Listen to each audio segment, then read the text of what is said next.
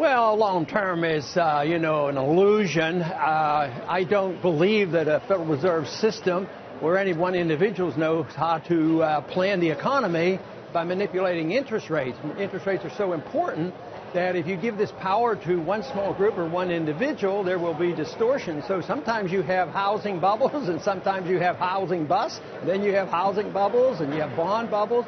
That's all a result of the manipulation of interest rates, which is my real objection to it. Well, actually, one of the debates out there is whether the Federal Reserve itself should be paying more attention to financial stability.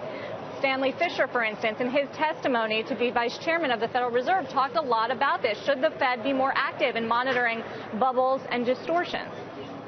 See, I think it's the invisible hand that we lack, not the wisdom of a few people. A few people can't be wise enough to dictate the market. That's why socialism always fails.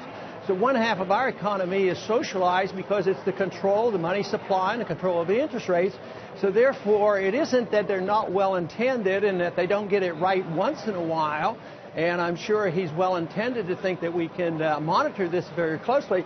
My argument, and those of us who believe in the free market, that we don't believe they're capable of doing it, and I think history shows that the record is pretty bad. I mean, the economy on the surface looks good, but if you look at hardcore unemployment and standard of living of the middle class, there's still a lot of problems out there. So if we look at only the stock market, then we're in denial.